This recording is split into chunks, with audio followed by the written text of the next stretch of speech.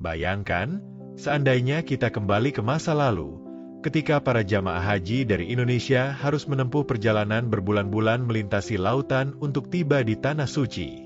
Kapal laut menjadi satu-satunya alat transportasi andalan, dan kisah-kisah tentang beratnya perjuangan para jamaah di tengah gelombang samudra selalu menjadi bagian dari sejarah yang menyentuh hati. Namun pertanyaannya sekarang, apakah romantisme masa lalu ini masih relevan untuk diterapkan di era modern seperti sekarang? Apakah benar perjalanan haji lewat kapal laut akan menjadi solusi alternatif di tengah mahalnya biaya haji?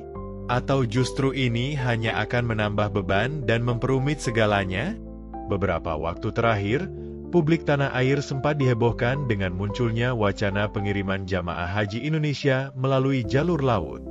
Gagasan ini sontak menjadi sorotan karena mengingatkan kita pada masa-masa sebelum tahun 1970-an, ketika jamaah dari Nusantara harus bersabar menempuh perjalanan panjang, berlayar selama berminggu-minggu atau bahkan berbulan-bulan untuk mencapai Arab Saudi.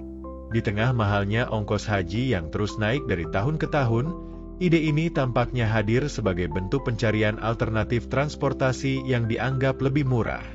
Namun, benarkah demikian? Tanggal 13 Juli 2025, Badan Pengelola Haji, BP Haji, secara resmi menanggapi isu ini. Dalam sebuah pernyataan yang dikutip CNN Indonesia, BP Haji menyatakan dengan tegas bahwa mereka menolak usulan pengiriman jamaah haji menggunakan kapal laut. Penolakan ini bukan tanpa dasar. Ada setidaknya 3 alasan kuat yang membuat BP Haji bersikap tegas terhadap gagasan ini. Dan menariknya, ketiga alasan tersebut bukan sekadar urusan teknis, melainkan menyangkut keselamatan, efisiensi, hingga visi besar pemerintah dalam reformasi tata kelola haji nasional. Alasan pertama yang disampaikan oleh BP Haji adalah durasi perjalanan yang dinilai tidak masuk akal. Menggunakan kapal laut berarti para jamaah harus menempuh perjalanan selama berminggu-minggu, bahkan hingga 2 bulan lebih, tergantung rute dan kondisi cuaca. Hal ini jelas sangat tidak cocok jika disandingkan dengan kondisi mayoritas jamaah haji Indonesia saat ini yang didominasi oleh kelompok lansia dan berisiko tinggi secara kesehatan.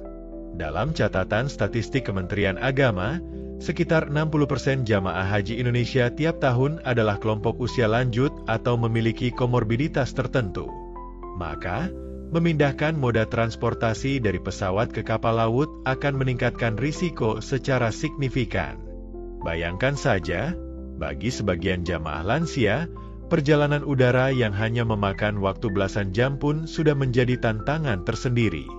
Mulai dari tekanan udara, perubahan suhu ekstrim, hingga kelelahan saat transit atau menunggu di bandara. Lalu, bagaimana jika mereka harus menghabiskan waktu berminggu-minggu di tengah laut, hidup dalam ruang terbatas, menghadapi cuaca tak menentu, dan harus beradaptasi dengan kondisi kapal yang jauh dari kenyamanan modern? Bisa dibayangkan berapa banyak jamaah yang akan jatuh sakit, mengalami penurunan kondisi kesehatan, bahkan risiko kematian meningkat sebelum mereka sempat sampai ke Tanah Suci. Alasan kedua adalah soal efisiensi dan hitung-hitungan biaya.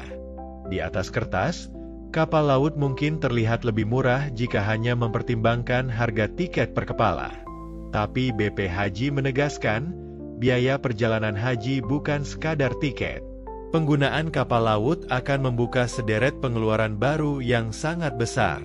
Mulai dari logistik makanan dan minuman selama di perjalanan, penginapan selama di laut, biaya kesehatan, hingga kebutuhan pengawalan dan pengawasan yang jauh lebih kompleks. Bahkan potensi keterlambatan, kecelakaan, atau gangguan kesehatan massal akan menjadi beban tambahan yang tak ringan. Artinya, kapal laut memang tampak murah dari luar, tapi pada praktiknya bisa menjadi jebakan biaya yang justru membuat pengeluaran negara atau jamaah membengkak. Belum lagi jika ada masalah seperti keterlambatan kapal, cuaca ekstrim, atau insiden darurat medis di tengah laut. Semua ini akan membutuhkan penanganan khusus, dan biaya penanganannya pun tidak kecil. Jadi, jika tujuan awalnya adalah mencari opsi yang lebih murah, maka kapal laut jelas bukan jawaban. Alasan ketiga adalah karena ide kapal laut ini bertentangan dengan target besar pemerintah dalam mengefisiensikan pelaksanaan ibadah haji. Dalam beberapa tahun terakhir, pemerintah Indonesia melalui BP Haji memiliki misi khusus untuk memangkas waktu tinggal jamaah di Arab Saudi. Dari yang semula 40 hari, kini ditargetkan menjadi hanya 30 hari. Tujuannya jelas, memangkas biaya akomodasi, konsumsi, serta mengefisienkan sistem pelayanan haji. Tapi dengan menggunakan kapal laut, otomatis waktu perjalanan menjadi lebih panjang, dan otomatis pula durasi keberadaan jamaah di Tanah Suci akan lebih lama. Jadi, kalau jalur laut diterapkan, maka misi efisiensi ini akan gagal total. Presiden Prabowo Subianto sendiri sudah menginstruksikan BP Haji untuk mencari berbagai cara agar biaya haji dapat ditekan tanpa mengorbankan kenyamanan dan keselamatan jamaah. Maka dari itu, usulan kapal laut dinilai justru bertentangan dengan visi Presiden dan program efisiensi nasional yang sedang digalakkan. Alih-alih membantu, justru bisa memperlambat program reformasi haji secara keseluruhan. Namun demikian, BP Haji tidak serta-merta menutup pintu untuk segala bentuk penggunaan moda laut. Masih ada beberapa skenario yang bisa dijajaki.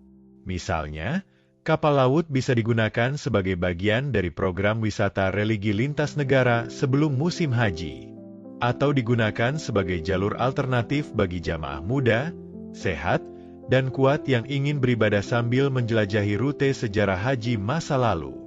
Bahkan dalam kondisi darurat, seperti jika penerbangan terganggu akibat bencana, konflik, atau pandemi, maka jalur laut bisa dijadikan opsi cadangan.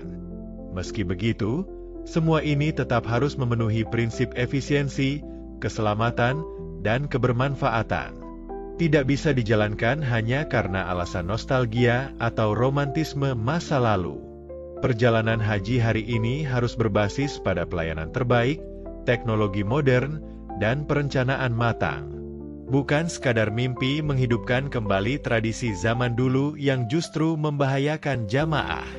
Sebagai solusi jangka panjang, BP Haji justru mendorong agar perbaikan dilakukan secara menyeluruh dari hulu ke hilir.